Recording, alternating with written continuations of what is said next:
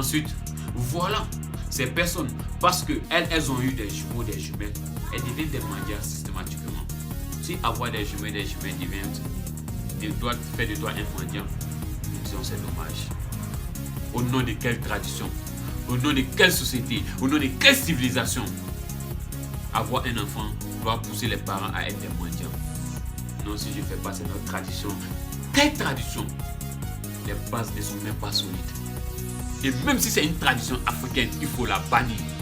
Je suis contre cette tradition. Mais je suis sûr que ce n'est pas une tradition. Soit la tradition est mal comprise. Une dame n'est pas obligée d'aller partout si c'est la tradition. Mais soit dans ton quartier, une ou deux ou trois coups et retourne chez toi, c'est fini. Mais pourquoi ces personnes, 1 an, 2 ans, 3 ans, 4 ans, durant des années, en bord de route avec ses enfants, parfois des nourrissons qui ont besoin d'être au calme. Tu trouves des nourrissons sous le soleil à midi.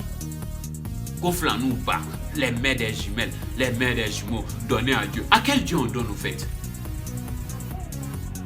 Nous disons non à cela. Ce n'est pas notre tradition et nous condamnons fermement cela. Et enfin, voilà ces personnes qui ne font rien de leur vie, qui se trouvent devant les mosquées, généralement au carrefour, pour demander de l'argent. Vu que cette histoire est plus chez les musulmans, nous allons prendre l'histoire du prophète des musulmans. Et un jour, en se rendant dans sa mosquée, il croise un monsieur assis.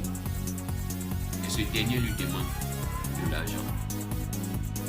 Il demande au montagnais, tu as des problèmes? Non. Qu'est-ce qui se passe? Rien. Alors le prophète des musulmans demande à ce qu'on envoie la caisse de la mosquée. Il prend de l'argent, il remet à ce monsieur. Il lui dit, je ne veux plus te voir mendier devant la mosquée. Va travailler, va nourrir ta famille avec la sueur de tes fronts. Disons plutôt de ton front. Et c'est dans ce sens que toutes les religions ont interdit la mendicité. Toutes les religions. Mais c'est devenu courant dans nos sociétés. Donner à Dieu, Dieu en a besoin. Donner à Dieu, Dieu en a besoin. On ne donne pas à Dieu, on donne à des feignants. On encourage une mauvaise pratique dans notre société. Chères autorités, à vous de prendre des décisions. Mettez fin à cela. Les religions ont bien déterminé ces personnes qui ont besoin d'aide. Apportons-leur nos aides.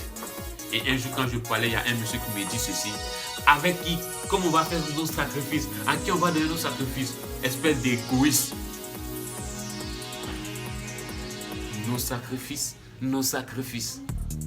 Au lieu de venir en aide aux démunis de la société, nous encourageons le mauvais comportement, nos sacrifices.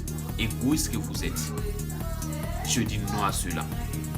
Alors, nous espérons qu'ensemble, nous pourrons changer la mentalité et lutter contre ce mauvais comportement dans nos sociétés, la violence positive.